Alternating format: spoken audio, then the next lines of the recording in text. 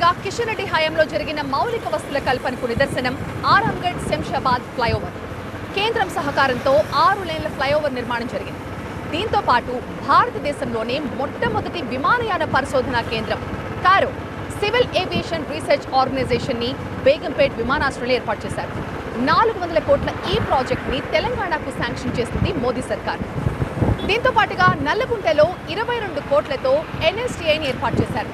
National skill training institute ఆడపిల్లల్లో వృత్తి నైపుణ్యం పెంపొందించేందుకు, అలాగే వాళ్ళని యువ వ్యాపారవేత్తలుగా ఎదిగేలా చేసేందుకు, వాళ్ళ ఆర్థిక స్వావలంబనకు ఈ ట్రైనింగ్ ఇన్స్టిట్యూట్లు ఎంతగానో దోహదపడుతున్నాయి. దీంతో పాటు కిషన్ రెడ్డి ఆధ్వర్యంలో పశు సేవా కేంద్రాలు కూడా నడుస్తున్నాయి. ఇలా ఒకటేంటి రెండేంటి, ఒక ఎంపీగా తన నియోజకవర్గానికి, అలాగే కేంద్ర మంత్రిగా తెలంగాణ రాష్ట్రానికి నేను చేసిన పనుల లిస్ట్ చాలా పెద్దదుందంటున్నారు కిషన్ రెడ్డి. సో మనతో పాటు బుల్లెట్ రైడ్లో జాయిన్ అవుతున్నారు కిషన్ రెడ్డి గారు. కిషన్ రెడ్డి గారు, ప్రచారం ధూమ్ ధామ్గా కొనసాగుతుంది. చూస్తున్న మార్నింగ్ నుంచి ఈవినింగ్ వరకు అంతే ఉత్సాహంగా ప్రచారంలో ముందుకెళ్తున్నారు.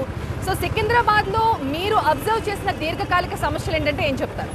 హైదరాబాదు చాలా దీర్ఘకాలిక సమస్యలు ఉన్నాయి. హైదరాబాద్లో ముఖ్యంగా మరి ఇక్కడ నుంచి రాష్ట్ర ప్రభుత్వానికి గతంలో కానీ ఇప్పుడు కానీ 80% రెవెన్యూ హైదరాబాద్ నుంచి వస్తుంది.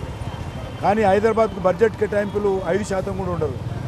ముఖ్యంగా డ్రైనేజ్ వాటర్ సమస్య కావచ్చు, లేకపోతే డ్రింకింగ్ వాటర్ కావచ్చు, లేకపోతే స్ట్రాంగ్ వాటర్ సిస్టమ్ కావచ్చు, లేకపోతే రోడ్స్ కావచ్చు, పార్కులు కావచ్చు, ఇవి ప్రధానమైనటువంటి అంశాలు.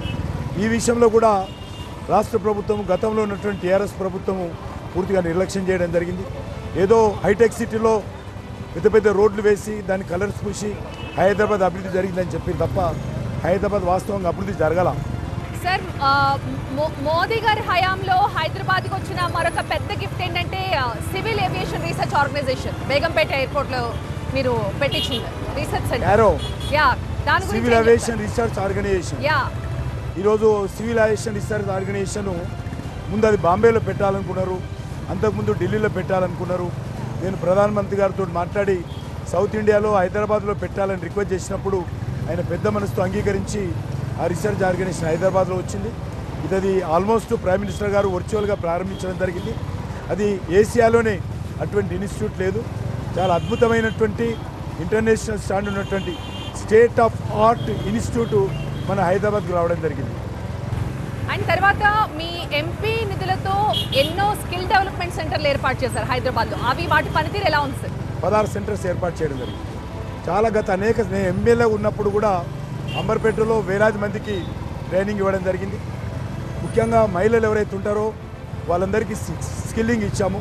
ఆ స్కిల్లింగ్ ఇస్తే వాళ్ళ ఇంటికి వెళ్ళిన వల్ల వాళ్ళ ఇళ్లలో ఏదైనా చిన్న చిన్న బట్టలు కుట్టడం కానీ, ఫ్యాషన్ డిజైన్ కానీ ఇవన్నీ కూడా వాళ్ళకి నేర్పినట్లయితే కొద్దిగా గొప్ప వాళ్ళకు ఇంటి భర్త మీదనే మొత్తం ఆధారపడకుండా కొద్దిగా గొప్ప వాళ్ళు కూడా సంపాదించుకోవడానికి వీలుంటుంది. కాబట్టి ఆ యొక్క సెంటర్స్ ఏర్పాటు చేయడం జరిగింది. సార్, అలాగే స్వనిధి స్కీమ్ కింద ఈ చిరు వ్యాపారులు ఎవరైతే ఉంటారో రోడ్డు పక్కన వ్యాపారాలు చేసుకునే వాళ్ళు, సో హైదరాబాద్ సికింద్రాబాద్లో కలిపి మీరు ఎన్ని కోట్ల లోన్స్ ఇప్పించారు? ఇది మేజర్గా మొత్తం భారతదేశంలోని 4-5 సిటీలలో హైదరాబాద్ ఒకటి. చాలా అద్భుతంగా చిన్న చిన్న వ్యాపారాలు రోడ్డు మీద చేసుకునేటువంటి కూరగాయల వ్యాపారాలు కావచ్చు, ఫ్రూట్స్ అమ్ముకునే వాళ్ళు కావచ్చు, ఇడ్లీ వడ చేసుకునేటువంటి వాళ్ళు కావచ్చు, తోపుడు బల్ల మీద ఉండేటువంటి వాళ్ళు కావచ్చు, ఏ రకమైనటువంటి బ్యాంకు ష్యూరిటీ లేకుండా ఈరోజు 10,000 నుంచి 50,000 వరకు, ₹1,00,000 వరకు PM స్వనిధి కింద యోజన ఇప్పించాము. చాలా పెద్ద ఎత్తున దానికి రెగ్యులర్గా ఆ యొక్క స్కీము కొంతమంది 10,000 తీసుకొని మళ్ళీ రీపేమెంట్ చేస్తే 20,000 ఇస్తాము, 20,000 తీసుకున్న రీపేమెంట్ చేస్తే 50,000 ఇస్తాము. అద్భుతంగా స్కీమ్ హైదరాబాద్లో జరుగుతుంది. ఓకే. అండ్ అలాగే దేశవ్యాప్తంగా రైల్వేస్ మోడర్నైజేషన్లో భాగంగా ఒక తెలంగాణ నుంచే ఆల్మోస్ట్ 25 స్టేషన్ సెలెక్ట్ అయ్యాయి.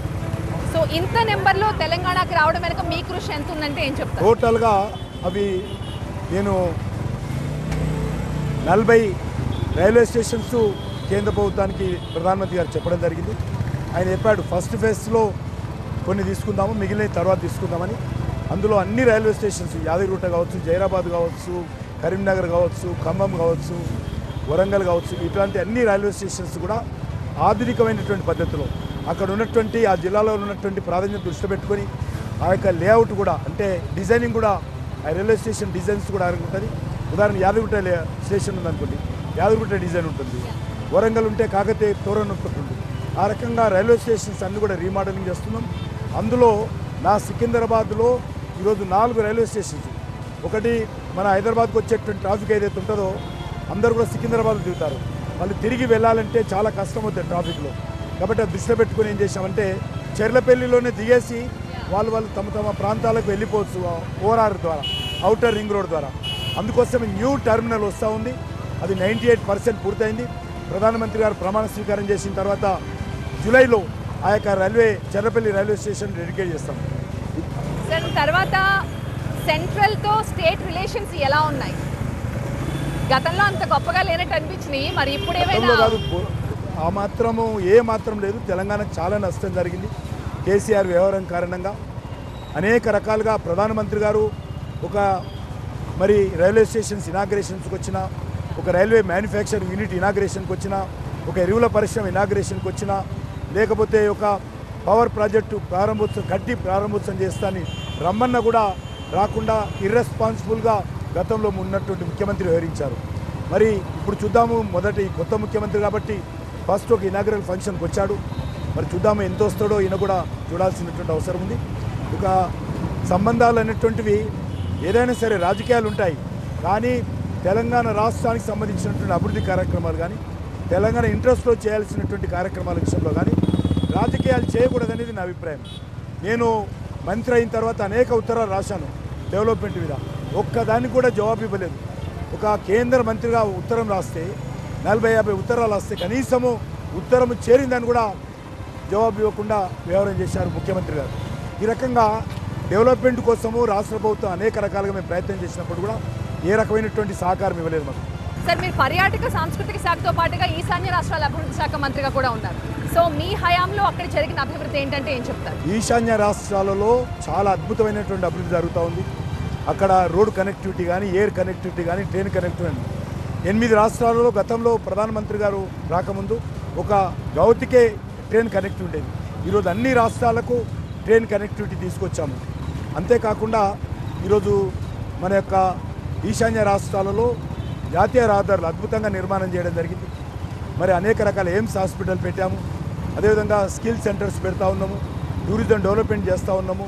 Political connectivity, road connectivity, air connectivity, మరి వాటర్ వే కనెక్టివిటీ, రోడ్ కనెక్టివిటీ అన్నీ కూడా ఈరోజు డెవలప్మెంట్ చేశాము.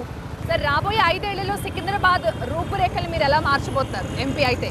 ఒక పార్లమెంట్ సభ్యుడిగా ఏమేమి చేయాలో దానికంటే 1% అదనంగా చేస్తానే తప్ప ఎక్కడ కూడా ఒక పార్లమెంట్ సభ్యుడిగా లోపం చేయను. అండ్ మీకు మీ ప్రత్యర్థుల గురించి మీ అభిప్రాయం ఏంటి? నేను ప్రత్యర్థుల గురించి నాకంటే చాలా బలవంతులు అనుకుంటాను తప్ప వాళ్ళు ఎక్కడ కూడా వాళ్ళు నాకంటే బలహీనులు అనుకోను. అంతేకాకుండా నేను ఎప్పుడు పోటీ చేసినప్పుడు కూడా నా ప్రత్యర్థుల గురించి నేను తక్కువ మాట్లాడతాను. ప్రజలు ఆలోచన చేస్తున్నారు, నేను చెప్పాల్సిన అవసరం ఉండదు. అండ్ ఫైనల్లీ 135 కోట్ల మంది 500 ఏళ్ల కళ మీకు 400 సీట్లు తెచ్చిపెట్టే అస్త్రం కాబోతోందా ఎలక్షన్స్లో? డెఫినెట్గా 400 సీట్లు ఈసారి భారతీయ జనతా పార్టీ పెరుగుతాయి. ఎందుకంటే ఈరోజు ఎక్కడ వెళ్ళినా కూడా దేశంలో కాశ్మీర్ నుంచి కన్యాకుమారి వరకు ఏ ప్రాంతానికి వెళ్ళినా కూడా ఈరోజు ప్రజలందరూ కూడా మరి నరేంద్ర మోడీ గారు ప్రధానమంత్రి కావాలి, ఒక సుస్థిర ప్రభుత్వం రావాలి, ఒక సమర్థవంతమైనటువంటి ప్రభుత్వం కావాలి, నీతి నిజాయితీతో కూడినటువంటి ప్రభుత్వం రావాలని ప్రజలు కోరుకుంటున్నారు. తప్పకుండా ఆ దిశలోనే మా ప్రభుత్వం అధికారంలోకి వస్తుంది. బీజేపీకి 370 సీట్ల పైన వస్తుంది. మా ఎన్డీఏ భాగస్వామ్య పార్టీలు కలిపి 400 సీట్లు వస్తాయి. Anyways thank you so much Kishan Reddy గారు. ఇవాళ మా బుల్లెట్ రైడ్లో జాయిన్ అయ్యి మాతో పాటు మాట్లాడారు, మా ప్రశ్నలకు సమాధానం చెప్పారు. అండ్ మీ ప్రచారం ఇలాగే ఇంకా ఉధృతంగా చేయండి. అండ్ ప్రజలకి మీరు ఏవైతే హామీలు ఇస్తున్నారో అవి ఎంతవరకు మీరు నెరవేర్చారని వాళ్ళు భావిస్తే మళ్ళీ మీకు ఇంకో అవకాశం ఇస్తారో let's wait and try. Thank you so much sir. All the very best.